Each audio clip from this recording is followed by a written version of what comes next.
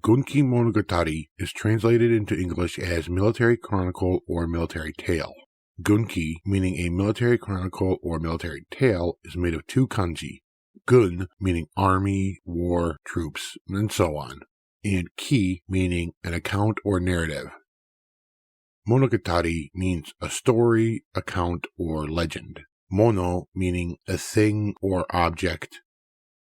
And gatari, meaning words, language, speech, telling, talking, etc., and so on. So, monogatari, as a story or legend account, the word can mean something like telling about something. And also, there is some repetition in the name as a whole of Gunki Monogatari.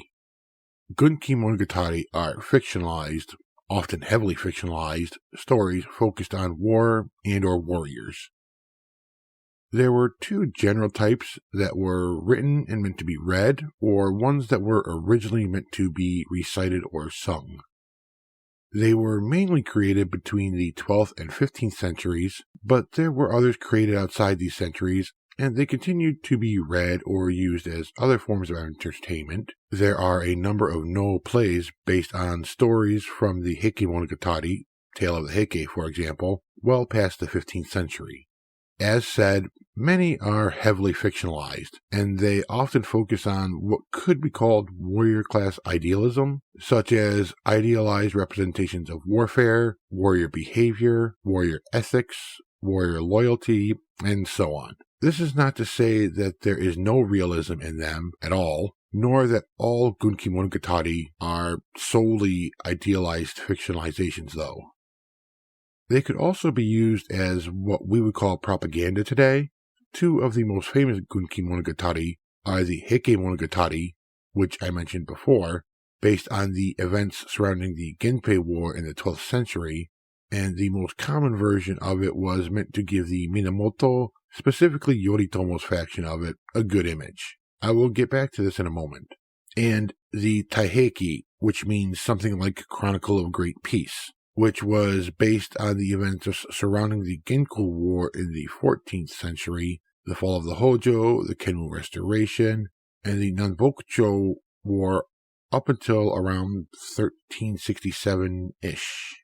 This was meant to give the Ashikaga, and specifically Takeuji's faction, a positive image.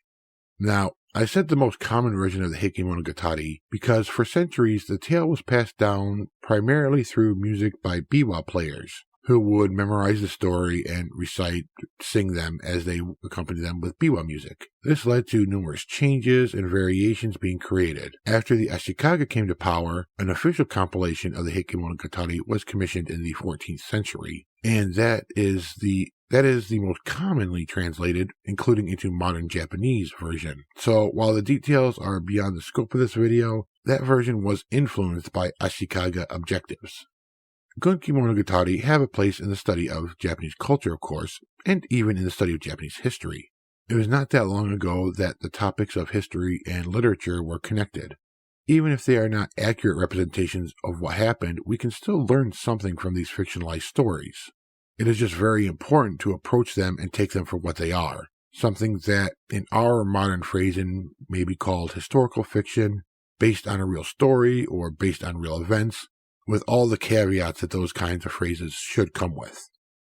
A reminder, this is a collaboration series. You can find the links to videos by others participating in the playlist, but you should also check out their channels. Links will also be in the description. Thank you so much for watching, and a special thank you to my Patreon member Coulter Nebel. I hope that you will join me for the next one. Until next time, take care. Otsukare-sama deshita.